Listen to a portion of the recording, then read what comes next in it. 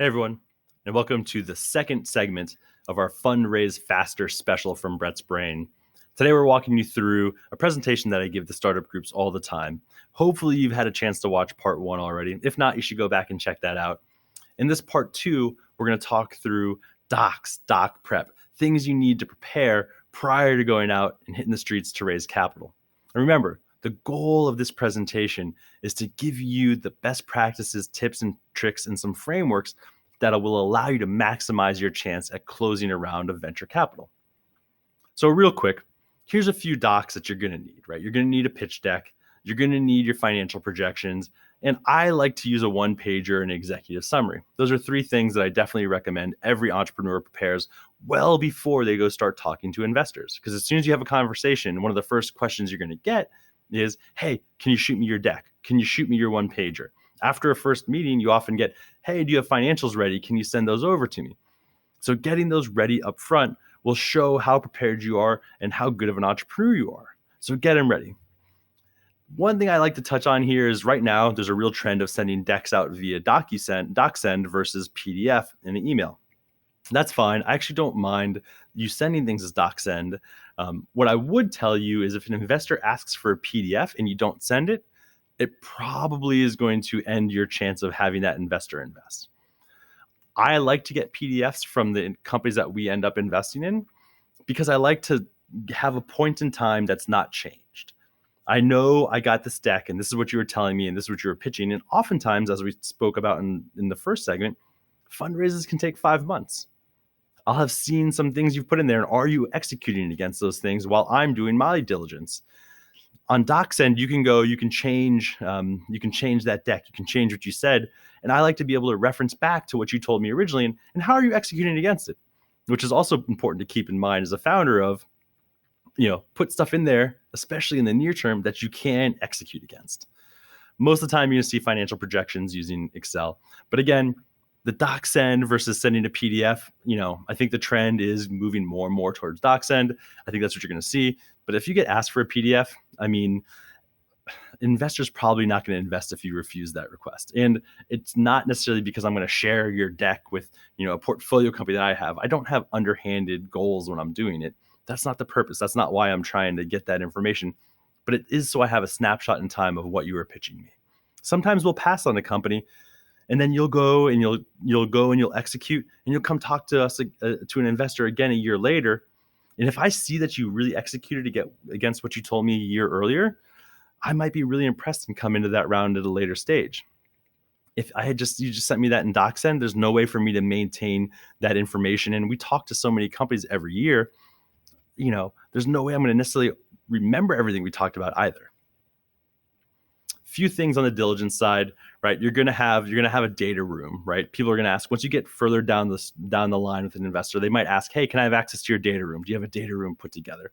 Now, there's a bunch of basic stuff that you're going to put in a data room, your org docs, cap tables, disclosures, testimonials, things like that. Testimonials might not be a standard thing. Think about how you can differentiate yourself in that data room. There's things you can put in there that other companies might not think about in that data room. And you can actually mention that to an investor. You can say, hey, oh, by the way, in our data room, we have a case study that we did with XYZ Corporation. You can go check that out. In our data room, we have a video walkthrough of our product. There's things and ways you can differentiate yourself in your data room. Maybe you've done some personas for who you're selling to. You can have that persona layout. There's things you can add into your data room that can really differentiate yourself. Think of your data room as a tool that you can use to get investors over the edge, not something that you have to do. Be proactive about putting it together. You don't want to have an investor ask you for your data room and you not have it ready, and then you're starting to scramble. So you should preemptively prepare it before you go to fundraise. And you can actually use it as a tool to drive a bit of that scarcity or that timeline. It's really hard to get investors to commit or to tell you yes or no. The only reason an investor has to say yes or no is that they think somebody else is going to say yes first. The scarcity that you have as a founder is the limited amount of capital that you're willing to raise. I'm only going to bring in $1 million of investment. So me as an investor, the only thing I have to worry about is another investor invests first and takes up that allocation.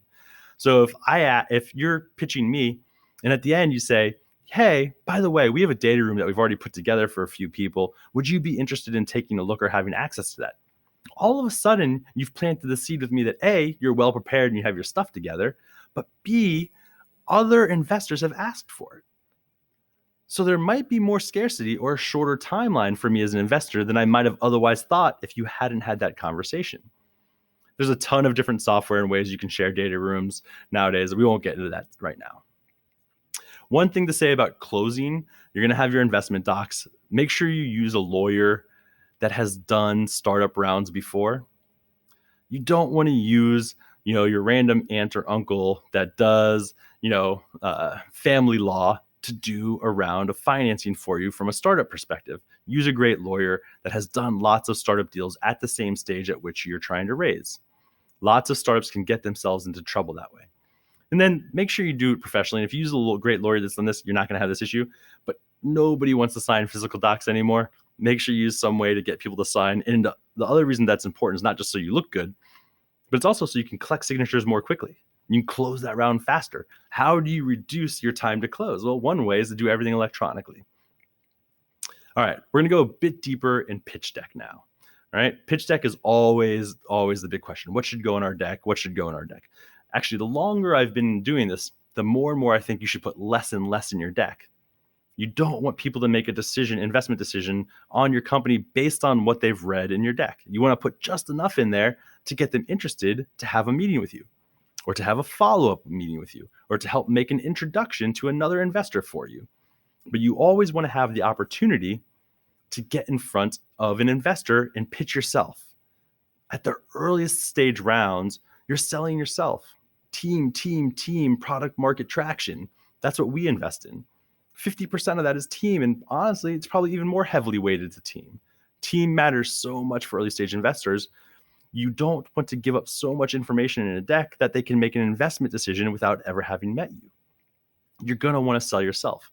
And founders have this tendency of wanting to put as much information as they possibly can in the deck because they think that's going to increase their odds at getting that meeting, where it's actually sometimes the opposite is true. You can put something in there, it's going to answer a question an investor might have, and you lose the chance at having a meeting because it's misconstrued or they just don't take it the right way.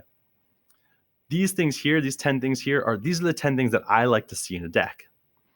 You can go through them all. There's a bunch of other really good resources out there around, what other investors like to see in a pitch deck. But for a seed stage and even an A stage deck, here are the 10 items that I really think you need to make sure you have. Problem, team, solution or a demo, traction you have, how are you making money, your business model, how big is the opportunity, how are you differentiated from your competition, what's your sales plan, how much are you raising, what's the ask, and what's the big vision for your company. We're not going to go in crazy depth in any of these right now, but these are kind of the important things. A couple things to point out. One is on the ask, never, ever, ever put valuation. You don't pitch valuation until you have a signed term sheet. In my opinion, pitching valuation can only hurt you, not help you. And let's walk through a couple scenarios there. Let's say you're coming in, you're pitching me, you don't have any money committed to your round. You say, hey, Brett, we're raising $1 million at a $10 million pre-money valuation. First of all, oftentimes all I can think about then is like, whoa, that seems really expensive. Or conversely, I might be like, well, that's super cheap, right? But very rarely is it's, how does that help you? Either one of those. How does either one of those help you? If it's really expensive, I might dismiss it and say, hey, yep, we're not going to invest. Especially if you've got no money committed to your round. However, in that same scenario where I thought it was too expensive, if all of a sudden you have a signed term sheet from a lead investor that's going to put $500,000 of that million in for $1 million round on a 10 pre, and you come to me and say, hey, Brett, yep, we're raising capital. I know you said you're interested. We've got terms set. It's $1 million on a 10 pre. We've got $500,000 committed. All of a sudden, my mind might change. Now I'm like, oh, well, somebody else says it's worth this. Most investors are followers. Most investors invest, because of FOMO. They have fear of missing out on something. It's amazing how their perspective of the valuation of your company changes based on when somebody else invests in at what terms. And so you might have killed the ability to bring that investor in by pitching that larger valuation that they thought was too high at the beginning. But once you have some commitments to it and you have a signed term sheet, you might still be able to bring them in. You don't want to cut your opportunities with investors by pitching them in a valuation early. On the flip side, Let's say you were pitching the same company at 4 million. I might have thought in my head it was worth 6 or 7. If I'm off writing you a term sheet, I'm like, yep, 4 million, we're good. You've just cost yourself equity. You've cost yourself valuation by providing me a valuation that was too low before you had anybody committed to your round. I like to tell founders, you don't have a valuation until you have a term sheet. So don't pitch one. It's really important to think about. That's the one I always like to point out here. The other thing I'll say that I don't see often enough in pitch decks is vision. I want to know how you're going to take over the world. For funds, we need companies that can be billion-dollar companies in our portfolio. That's what we want to invest in. Make sure you pitch that big vision. Now you have to balance that with your go-to-market and how you're going to execute and how you're going to really win early on. But I still want to have that big vision of how it ties in the long run. Now, one thing you'll notice is this isn't in order 1, 2, 3, 4, 5, 6, 7, 8, 9, 10. It's because I actually don't think that there is one prescribed order for any pitch deck. I think as a founder, you need to put the hook first. What is going to get me interested as an investor to take that meeting with you? It could be different for any company. It could be your traction. Maybe you're killing it right now. It could be how big your market size is. It could be how big of a problem you're solving. It could be how awesome your product is. We get slide decks sent to us all the time and asks for introductions or ask for meetings. Honestly, you don't always get to the end of that deck. When you open it and look through it, you might have 15 slides and I might look at only 7 of them or 5 of them or 3 of them. You have a short amount of time to get an investor's attention. I think as a founder, you need to make sure you put a hook up front. You have to give me a reason to look through the rest of your deck. So don't think you're being sneaky and hiding your aha moment at the end of your presentation deck. You got to get my attention early on so I'm willing to take that meeting, or I pay attention in your meeting while you're talking. The hook should change up front. So there's not one prescribed order of operations for your deck. Design matters. I don't care if you tell me you're a enterprise software company so people don't care about what we look like. It does. Oftentimes, the first impression an investor is going to have of your company is your deck or your executive summary. What it looks like says a lot about you. What you're willing to put in front of an investor matters. It's worthwhile spending a little bit of money or buying some software that helps make your presentation look really, really good. Design matters. I don't care if you're a B2C company or a B2B company. Now, granted, if you're a B2C product CPG company, then design probably matters a little bit more because you're building a brand. But if you're the deepest of deep tech, design and how you present yourself really matters. The other reason it matters is design just isn't pretty pictures. It's clarity of presentation. How do you get your points across? And people are really good at that. There's people out there that are really good at it. There's some that are terrible at it. If you can't get your key points across because your design's terrible, you're not going to get a meeting. Design matters. I always do recommend that you have 2 different types of presentations. You're going to have your email deck and you're going to have your presentation deck. You also might have a 1-pager and executive summary, which could replace the email off deck. And you want to have 2. Your email off deck, the whole purpose of that is to get the meeting. That might only be 2 or 3 or 4 slides, or it might just be a 1-page executive summary. And that's usually a great statement of here's that one key hook that's going to get you the meeting. Now, when you present, you can have as many slides as you want in your presentation deck. A lot of them are probably going to be an appendix. What I would say about that is in that presentation, you want to tailor your presentation to the amount of time you have. In your presentation deck, you don't want any words on your slides. If people are reading, they're not listening. In the deck that you email off, you want to have a lot of words. You're going to have a lot more words because people need to read to understand. You don't want misconceptions. You don't want people to think something that's not correct. So you're going to have a lot more copy on a deck that you email or on that 1 page that you email off, as long as it's really a smaller amount of topics. Again, you just want that hook. So I always recommend 2 different pieces of content that you can send, one to send and one to present off of. In general, the rule of thumb is less than 15 slides. For your email, definitely for your email off one. And as I've done this more and more, again, I like to see smaller and smaller hook decks or that 1-pager where you're only giving enough information. Again, you don't want people to make an investment decision on you based on a deck. You want to get them really interested in hooks so they take that meeting. Again, and when you're presenting, tailor your presentation to the amount of time you have allocated.